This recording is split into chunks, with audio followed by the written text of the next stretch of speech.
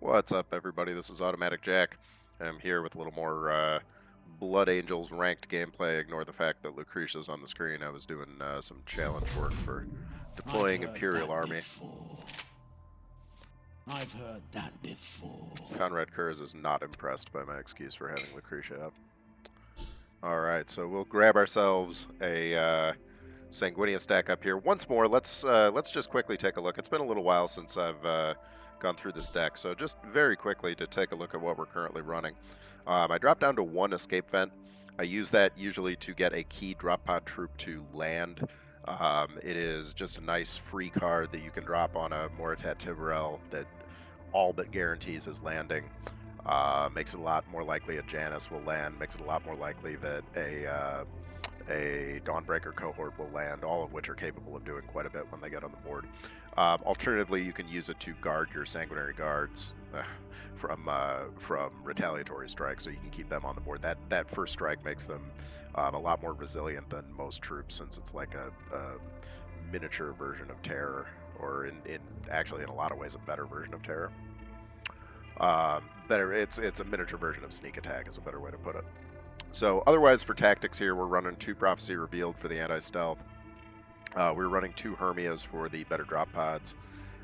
We've got the aforementioned escape vent, and we've got 2 Hosts of Angels for late game pressure and the Crimson Spectre, which is real big, just AoE damage and also a little bit of a chance to swing the board back. Does damage to them, gets a little more health on me. And then the only other tactic I'm running is the Foresight. So Foresight, I don't really love running 2 of these, but it can come in pretty handy. We see Sanguinius's apparently dreadlocks in this picture. Really looks like he has golden dreads. That is pretty Rasta of him. But the combination of the Precog and the Survivor, a Precog can delay damage by a turn, and then Survivor can maybe give you another turn if they're just able to do lethal, like with some big smash right at the end. So Foresight is a good defensive tactic. I have occasionally played it on some of my troops as well, because I think that it can be pretty useful to keep a key troop on the board at a time when you're otherwise going to lose him to an easy attack by something that has terror or sneak or something else like that. You can keep it on the board and have a chance to either trade it off or really, ideally actually get better damage out of the whole thing. Maybe make a favorable trade and get value. All right, so we're playing against Kyrus. We don't see many Kyruses. We get a pretty solid start here with a lot of our 3 drops. Possibly thinking about getting rid of the Matadus squad, but Matadus is very, very good. So I think we're just gonna hold it. If there must be a sacrifice. So this is a pretty thematic battle here between Sanguinius and Kyrus. Kyrus does have a battle honor, which can put in play Warp Rifts. So we don't necessarily want to use this counterattack because we don't want a Warp Rift to come out and then have her just nailing us with a Warp Rift. Warp Rift is an exceedingly obnoxious card. It's a 1/3 structure that reduces the cost of all demons in your hand by 1 every turn it's on the board relentlessly, which is, again, fairly obnoxious. We could Prophecy Reveal this. I think there's a decent chance, though. Well, he's got the cleave, so he's going to hit us in the face with it regardless, and he's going to destroy our drop pod in doing so. That's not the end of the world, though, in the sense that we can potentially get the Amicus squad out, and then he still has to choose between... Yeah, I think honestly that this is probably okay like it is. We do want to keep hitting Kyrus because Kyrus is a weak warlord with 30 health. So we want to see what we can do to potentially damage Kyrus down as quickly as possible. Okay, so he actually he chooses not to just whack it. That I don't think was a great decision on his part.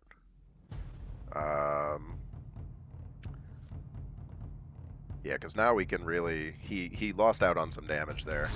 Because we can Prophecy Reveal this. We can just hit that off the board. And we can now nail that down. And since he's going to get a Warp Rift for killing that anyway, I think it's perhaps time to get that up there and just hope that he does not have an AoE. If he uses DSATs to kill some 1/1s, then that's fine. I mean, that's probably better for us in the long run. Okay, so he does take the damage to the face regardless.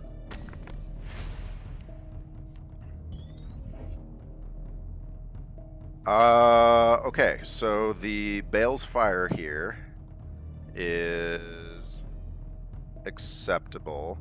I think we're going to be able to do this pretty well. Yeah, we are. So there's the one. That is going to go there. That goes there. And then we kill off the Warp Rift. So we do lose a little tempo, but at the same time, we managed to get one of his bigger troops off the board without taking a lot of face damage from it. And it doesn't give him the opportunity to re-up his Warp Rift. So we actually managed to use that pretty well.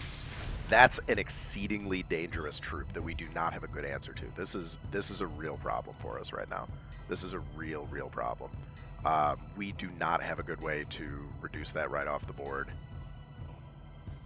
The best bet that we have, honestly, is to... We got a Tiberel, but we would still need stealth to get that down. This is not good news for us, because he can buff that thing. So if you're not familiar with Demon Chosen, it's my favorite legendary for Ruinstorm. I think by far the best card for Ruinstorm. Has the ability to mutate itself and act again every time, which is brutal. I mean, that is a really difficult thing to play against.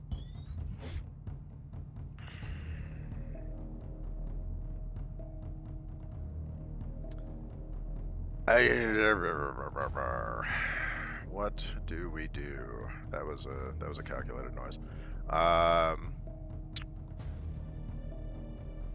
We can't really just vault over that thing. I think we gotta get these on the board.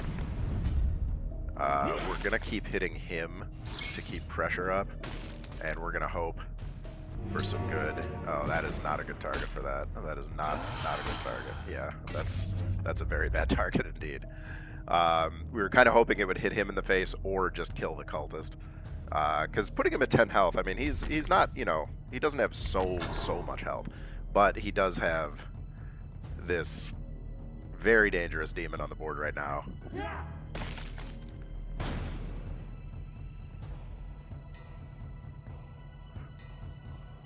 That again, we do not have a good answer to.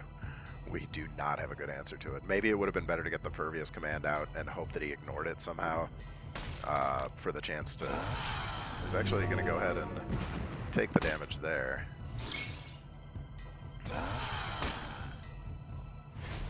Okay. I don't know how I feel about all that. We can kill this. Not in a great way. It's a pretty inefficient way to kill it. Yeah, it's in fact an extremely inefficient way to kill it, but we have got to get it off the board. We have got to get that thing off the board. It does fortunately leave our Requiem Haver on the board.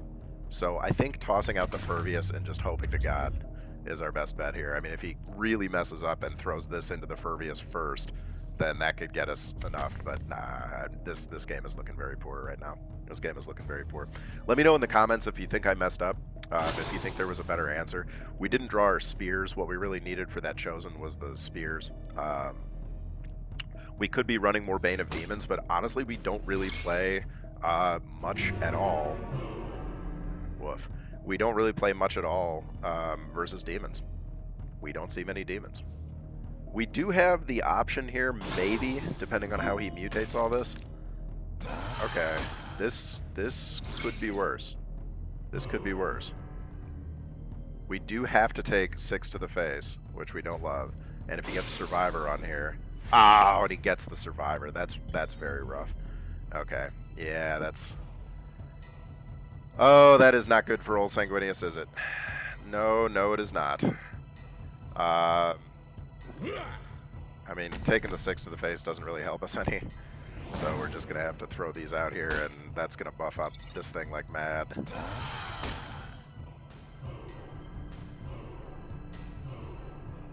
Yeah, unfortunately that does just buff that brutally.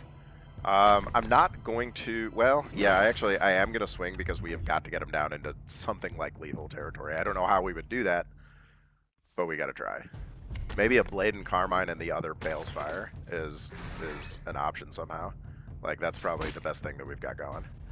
Like, but I don't know how we would get both. that's now that I say that, there's no way for us to get both. We do get Sanguinary Guard.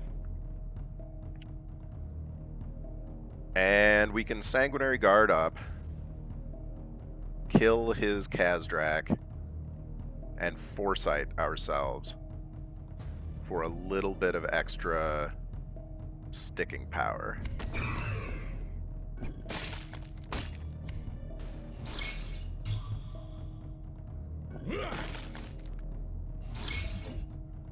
And then he's really just gotta... He can't do the damage with the Ula and his power, but he maybe can with DSAT, so we'll see. But this is also kind of what... Well, he actually swings and misses there, but he gets his... He gets that, and he gets the Sanguinary Guard. That's very unfortunate. That's very unfortunate. Well, Hernia for card draw, because there's really no other good option here. Unfortunately, we cannot... He positioned correctly, so we cannot hit him for the extra damage there. And we don't have enough damage between... Or we don't have enough energy. We're short 1 energy between the Bale's Fire and the Angel's Tears to be able to drop that out. So... Unfortunately, it is looking bad for us. So we'll just go ahead and play as many troops as we can here.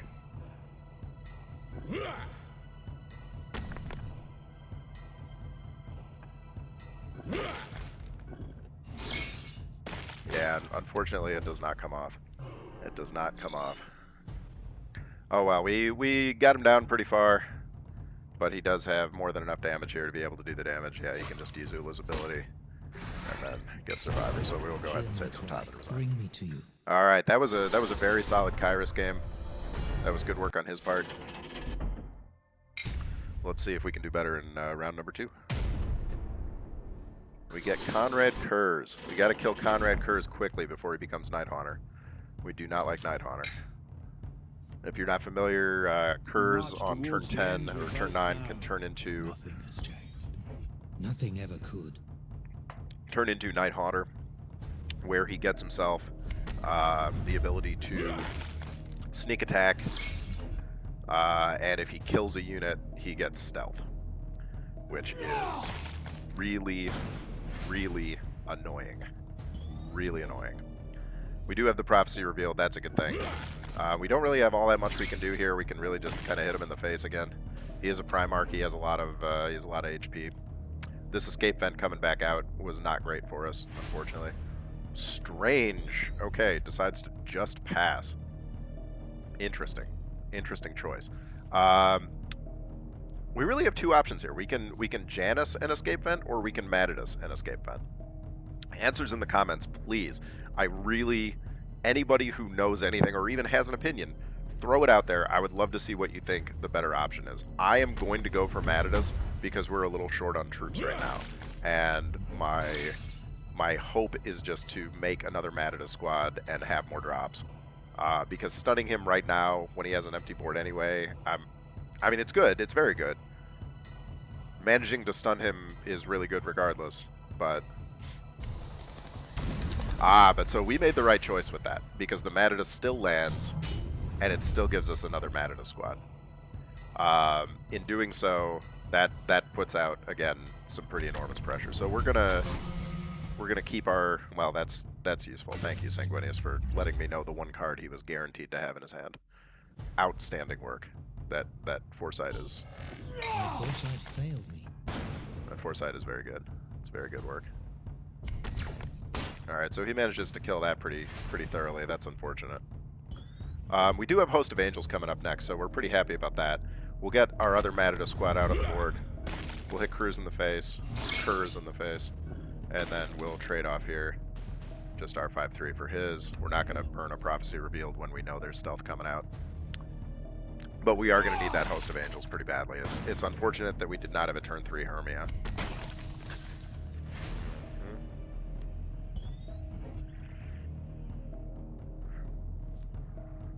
We need the pressure.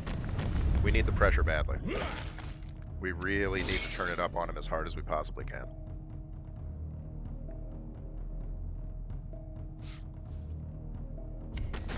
That's a scary troop. That's a big, big, scary troop.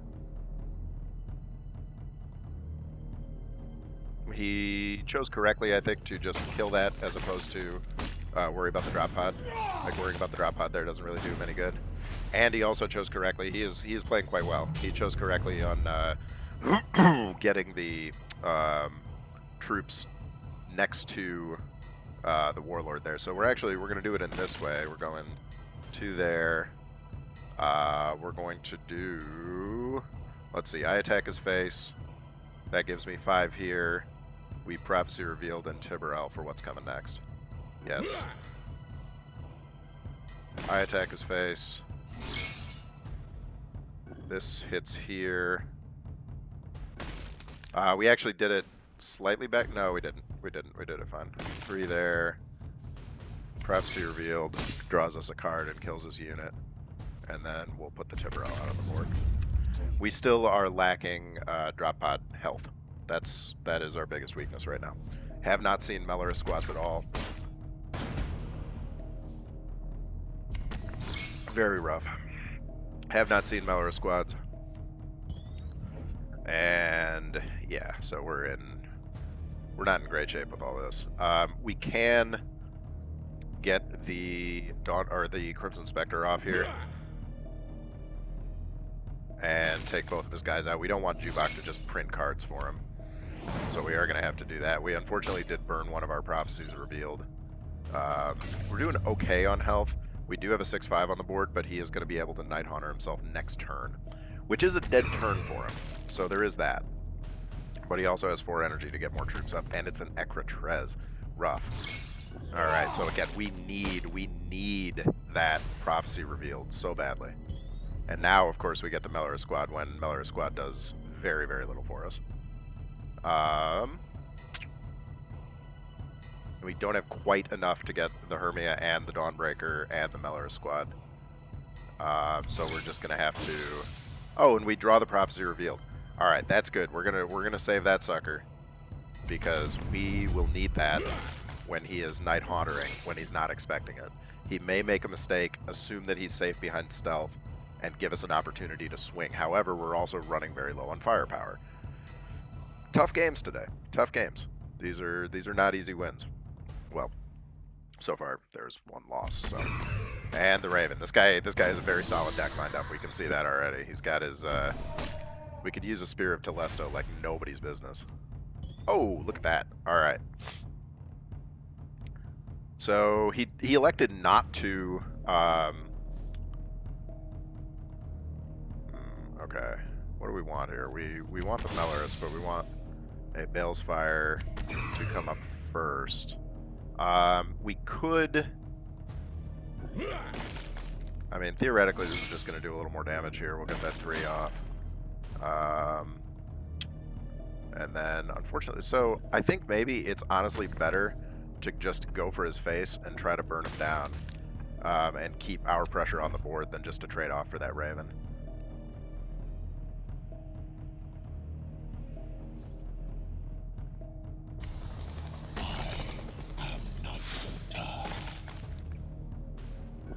An interesting choice to sack that, but he did it so he would not have to. He did it so he would not have to. What's this? Losing my words.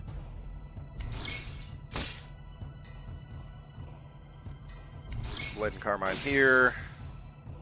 We will just sack this guy in. And then hit him twice.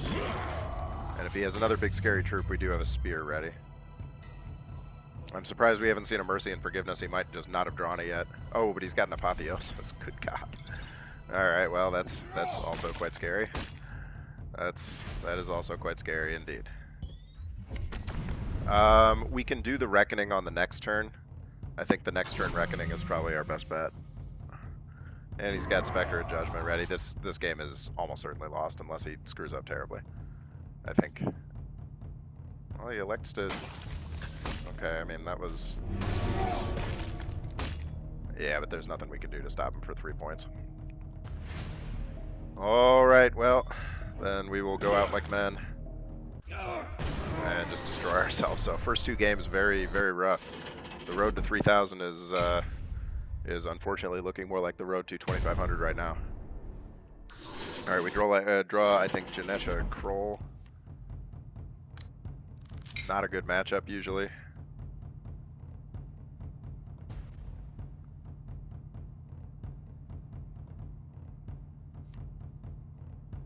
We fly on righteous So we wings. did have a, we had We 4 are wins last warriors video, I and think. This is warriors. the karma, maybe. Let's hope not a 4-loss video. Let's hope not a 5-loss. We're not even gonna look at that.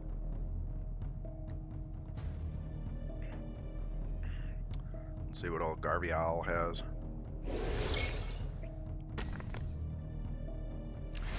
Okay, he gets his 3 troop. That's not very good for him. That's actually good for us, because we'll be able to hit him, kill that, and toss in an extra point of cleave damage. He can get his battle honor up. He draws a card, but this thing has already put out, you know, 4 damage. Puts out an additional 6, or puts out an additional 2. So 6 damage. 6 damage on a 3-cost card is not god-awful. Does give us can't attack. We don't love that. We draw an absolutely worthless escape vent. I am strongly considering dumping escape vent from the deck, especially now with all the anti-stealth. Maybe having another low-cost troop, or even a high-cost troop like a Cloten Dreadnought. Just one more big scary thing to put in there. I think escape vent might be the card to go, because we're in serious trouble already. This is not looking great. And we can kill this, but at the cost of taking another 3 to the face. I mean, the Clonitus squad. Okay, it's nice to have up, but he can pop the drop pod. Not going to use the foresight yet, but he can do something with this. Yeah, he can do 3 damage with that troop's energy, with just I think 1 energy, 2 energy. So he can still have 3 to go, which is, again, not looking good. Not looking good. These warlords that can create troops give us a lot of problems usually, because we don't have a good ability to maintain tempo. This is a tempo-centric deck.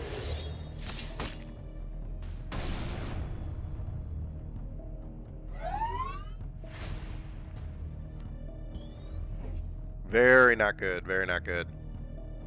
The Dawnbreaker is an option. The Spear is an option. I kind of want to save the Spear if something better comes along. I mean, he can for 2 damage do, or for 2 energy do 4 damage. But it gives him more things to waste time on. It cheapens the Spear a bit. Then again, if we get, yeah, I think it's probably better to just take a whack at him. I don't know, man. I don't know. Tough games. Tough games.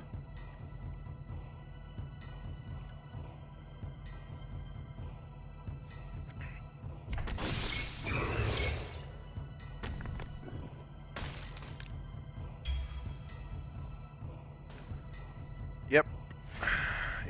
Yep. None of this is entirely unexpected. Here the Dawnbreaker is not bad, though.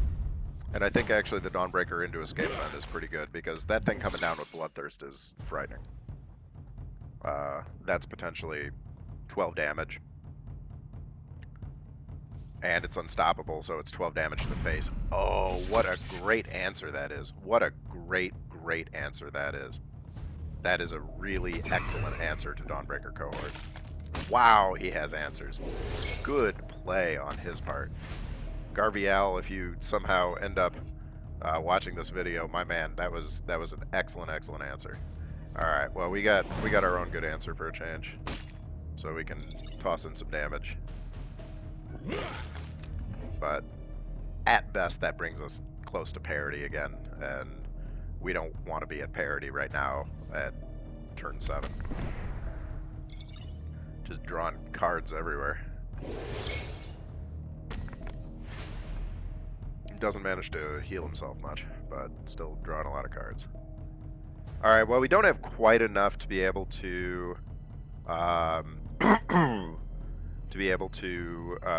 Sanguinary Guard and Matadus Squad. I think the Janus and the Matadus here is probably our answer, although giving +1 to a friendly unit is going to be able to do a lot of damage. We could we could quite theoretically just Sanguinary off one of these guys. I think we'll go for pressure. We'll go for pressure, but we're not going to love it when we do it. He does have to pop both drop pods because both effects are pretty obnoxious if they land, and we do have 10 energy turn coming up, so we can theoretically Sanguinary Guard, destroy something with it, precog it, and then have more first strikes. Unless he has good hard removal stuck in there. He might. Oh, and he has excellent answers. I mean, this is a good deck. This is a very good deck. Look at this. This is, whoa. All right, well, that is definitely just a regular disconnect. He is not rage quitting here when he is in a dominant position. I really, honestly, I hope that he reconnects because he deserves to win. Like, to lose to a disconnect like this would be really obnoxious, and that just, I know it sucks when it happens to me. I don't want it to happen to him.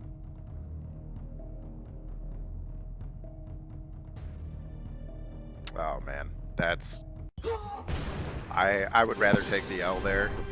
Like, we do not deserve that win. He had a very, very good deck. He had a very good deck. Well, in his honor, let's go ahead and dump this escape vent. And instead, let's take ourselves a Cloten, which goes well with this drop pod. And I don't know, do we think a Cloten, or do we think something else that's...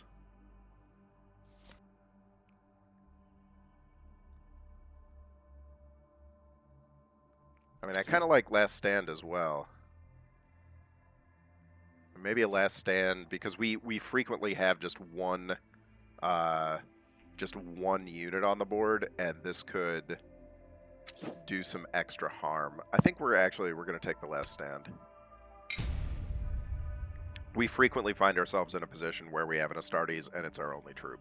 Hey, that is a very common position for us, so I think that's maybe a better option. Okay, Erlendar. That's Erlendar or Erlen? I don't know. I can't keep all the... I can never keep the World Eaters straight except for Karn. Everybody knows Karn. I'm gonna laugh if this actually is Karn. We like a fly reskin or on something. righteous Shabrandar. Shabrandar. All I Okay. feel now is cold hate. All he feels now is cold hate. Well, he is a World Eater. Excuse me.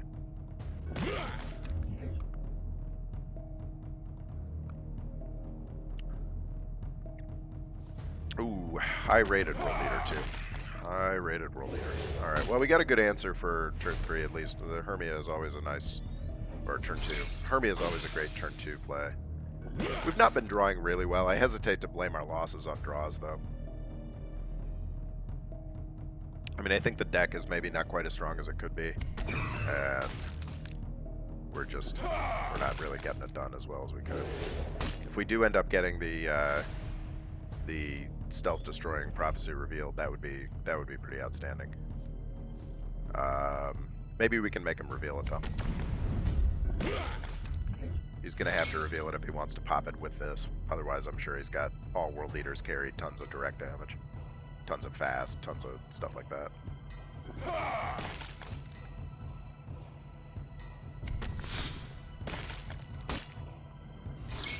Interesting choice. That, to the point where I wonder if that was a misclick. Like, interesting choice. Do not really understand that. Definitely taking the blade and karma though.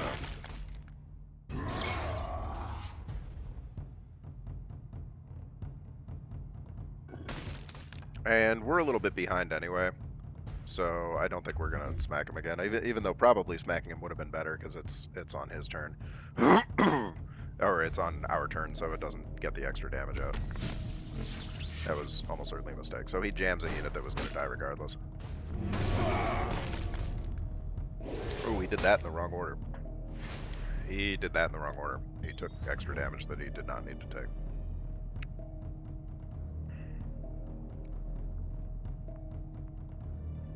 Do we Hermia for a card?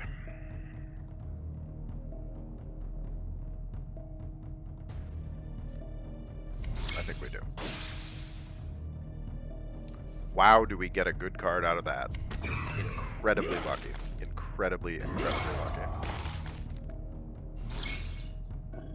Yeah, really, really super crazy lucky.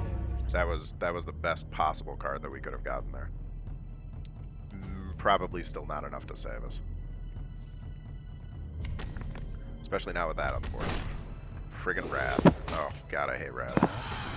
And he had the combo lined up, so we need a well, at this point I don't know what we need. We need a Foresight to save us, and a Prophecy Revealed, and even that is not good because it just prints out more Berserkers. Yeah, that's...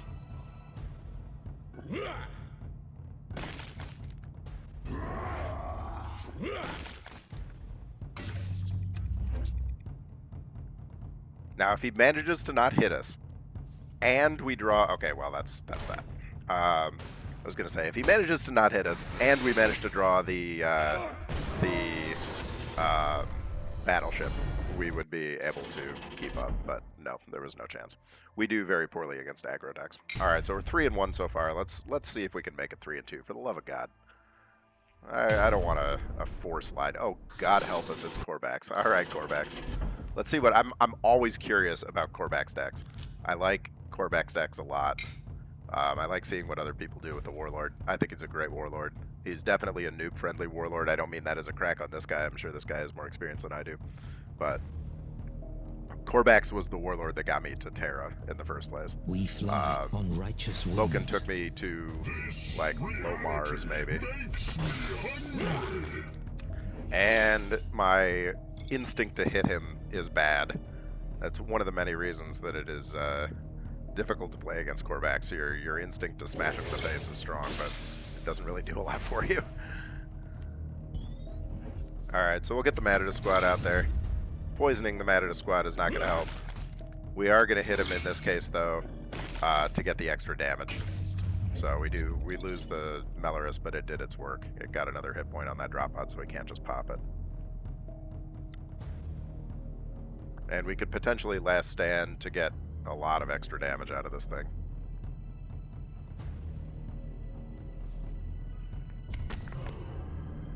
Yeah, Runestorm Warlords have a ton of extra stealth packed in. Like, you don't think of it as a stealthy faction. Runestorm is definitely a stealthy faction. It has a lot of stealth.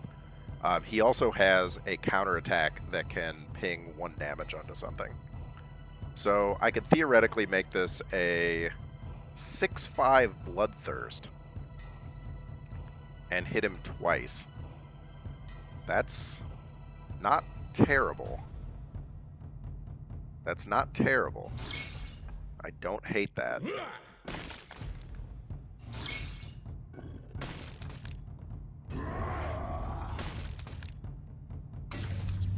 Yeah, I don't hate that. I think that's okay. Even though he can cleave it, he could ping it if he, for some reason, forgets that he has cleave.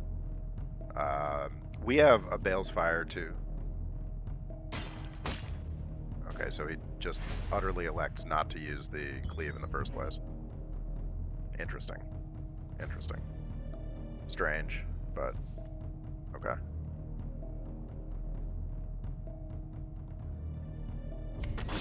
And we don't want him to hit the drop pod. Well, it doesn't really matter. We have three troops, so we can't protect this from cleave regardless.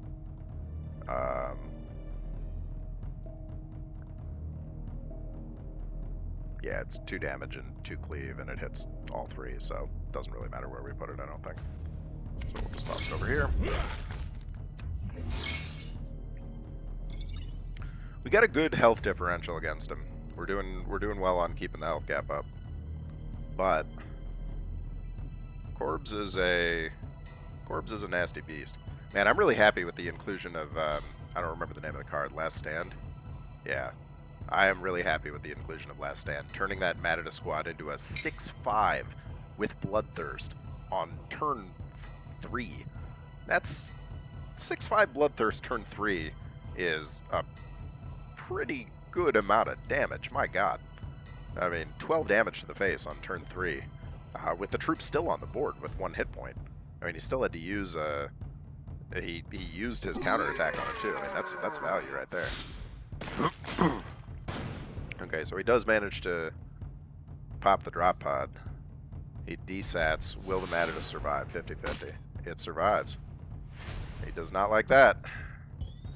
No, he does not. Alright, so we'll get the Angel's Tears up here. We will take this off the board to prevent all the cleaving, so we don't like all the cleaving.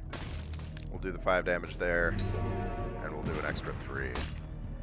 That's pretty good. And we're set up for a Host of Angels, and he elects to get out. Yeah, I don't know what was going on with that deck. He may have drawn poorly. That may have been poor draws on his part. Because I mean, Ruinstorm has access to a lot of dangerous troops, especially in the 3 energy slot. Demonettes, Fallen, both excellent 3 energy troops. Even things like Rotflies on 2 energy or Warp Rift on 2 energy. All of those are good troops to get out. I mean, all of those have served me really, really well. Plague Bearer is not good by itself, but Plague Bearer, where you are gonna have where you've got something else on the board already, stealthing and waiting to strike. That's pretty solid. All right, so it was a rough day. We really only won 1 game. That I'm not counting that win against the Kroll player as an actual win. But you have good days, you have bad days, and you just keep playing the game because you love it. All right, guys. Thanks a lot for checking out the channel. I really appreciate it. The last video got way more views than I expected in a short period of time. 70 views in like a day is, I mean, for me, a ton. So I really appreciate all the support I've gotten from y'all. It's awesome. It's great to see. Keep on playing. Let me know what works for you, what doesn't, and I will see you in the next video. This is Automatic Jack, signing off.